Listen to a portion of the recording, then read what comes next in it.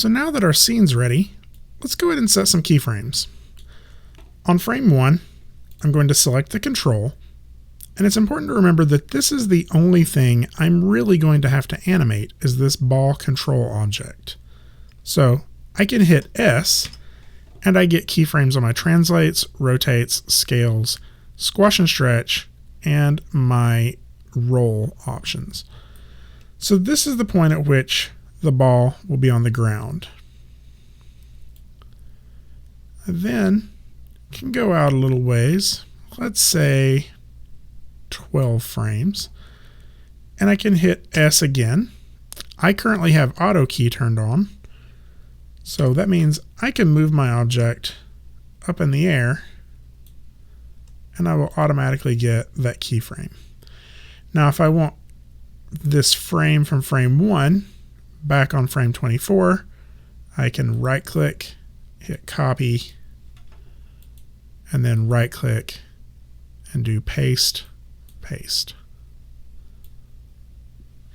It's important to remember that when you're copying and pasting from your timeline, right click on your timeline, because if you hit Control C, instead of copying the keyframe, you may accidentally copy the object.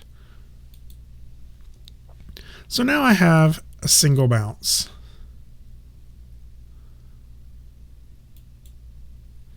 Now, I want more than one, so I'm going to extend my timeline out a little further. Let's say 120 frames.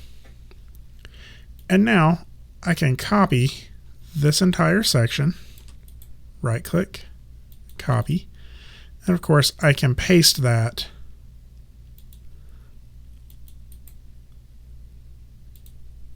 to get a repeating bounce on my animation. I'll go ahead and stop about there, about 116 frames. Now, if I hit play, this is the animation I'm getting. Now you'll notice that the animation is only playing in one viewport at a time, and that can be a little frustrating. So I'll show you how to change that. I will say, however, that this is a setting that prevents Maya from overloading your computer. So if you're using an older computer or your computer's kind of slow, this may slow your computer down a little bit, and you can choose to turn this on or off.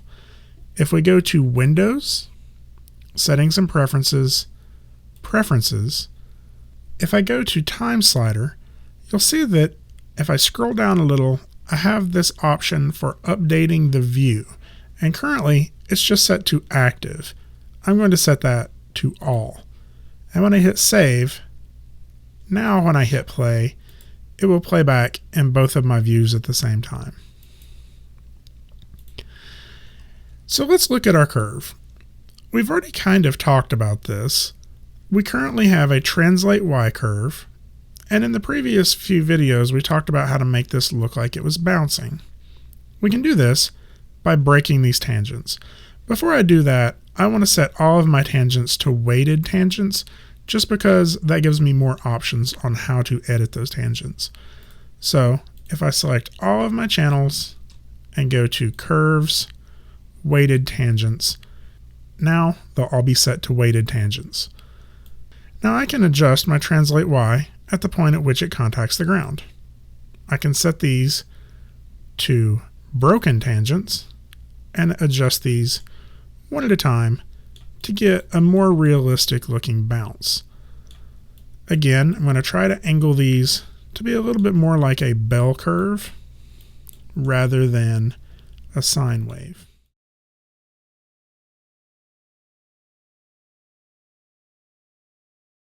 Now, if I hit play on the animation, you'll see that this feels a little bit more like a bouncing ball than a smooth up and down transition.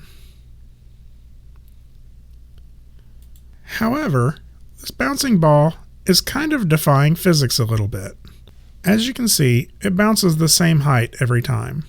So to make this seem a little bit more realistic, I'm going to change the height of the bounce on the first bounce to be higher and have it progressively bounce lower each time. Now, that messes up some of my tangents, so again, I'll have to go in here and adjust them again. But before I do too much of that, I also want to think about the amount of time it takes for these bounces to happen.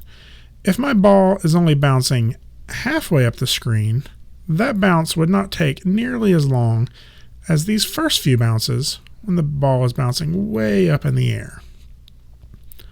So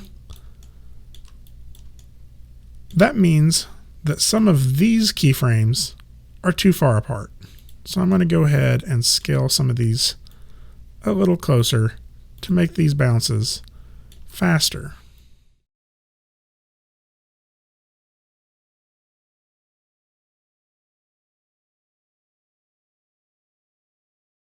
And you'll see that by doing that, I've messed up the tangents quite a bit. So I have to go back and rework these tangents again in order to get something that looks like a continuous bell curve.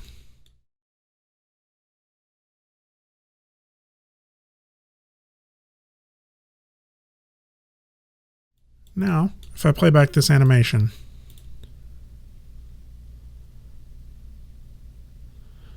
you'll see that it looks a little bit more realistic.